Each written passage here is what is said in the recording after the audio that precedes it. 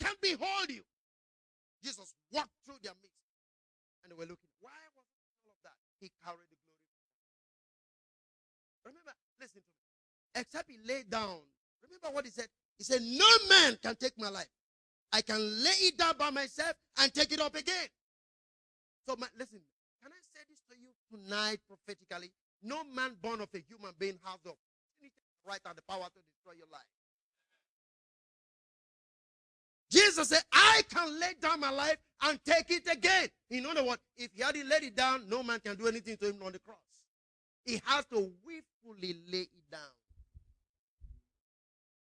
Otherwise, death was far away from his tabernacle. He has to lay it down because there has to be a sacrifice. He has to lay it down because there has to be a redemption. He has to willfully put it down. I'm beginning to think the Bible says he was crying. Now, watch this. If what we read and if what we believe theologically is true, the Bible tells us that Jesus was crying in the Garden of Eden that death will be taken away from him. Is that what the truth is supposed to be? But do you know the Bible says, and God heard him? So if God heard him, why did he die?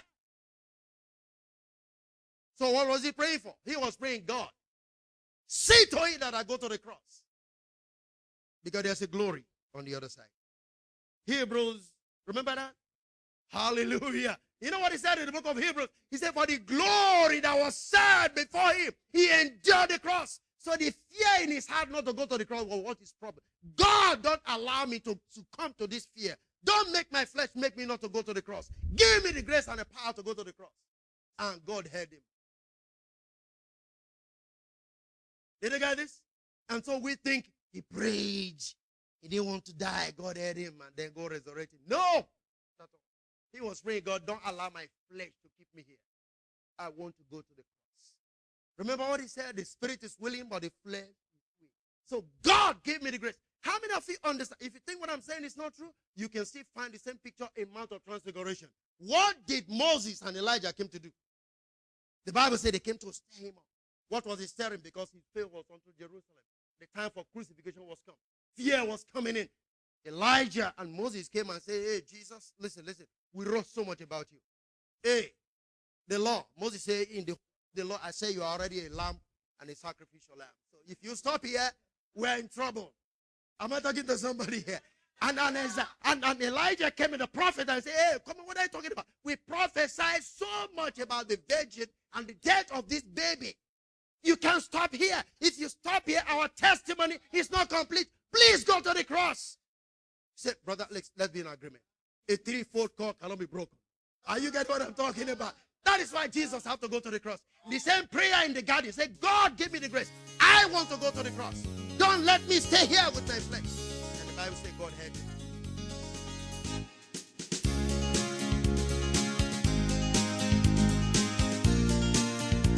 Thank you for listening. To order this message and other messages by Dr. David Ogaga, please write P.O. Box 3625, Warri, Delta State, Nigeria.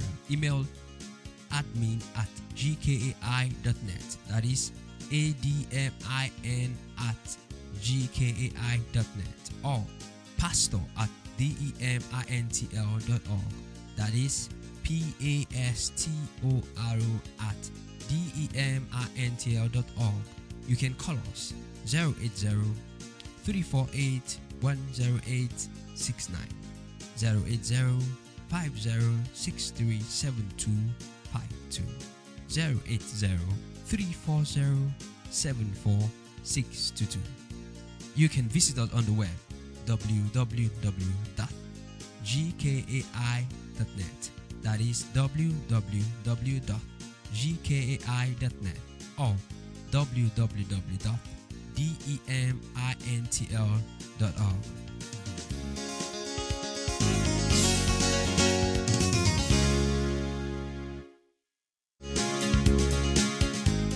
Welcome to Greater Glory Gathering Teaching, Agaga O David.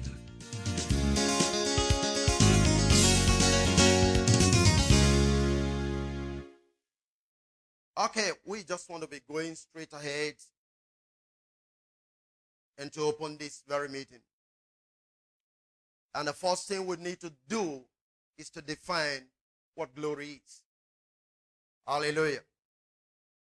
We're talking about Greater Glory Conference. So if it is Greater Glory Conference, then the first thing we need to do is to define what glory is. When we understand what glory is, then we progress into which one is greater and which one is supposed to be maybe lesser, as the case may be. Hallelujah.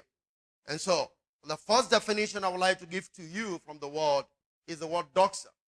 Glory is the word doxa in the Greek. And doxa actually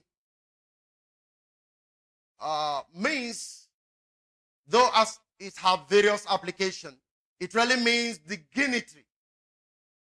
It means glory or glorious. It means honor. It means praise. And it means worship. Glory.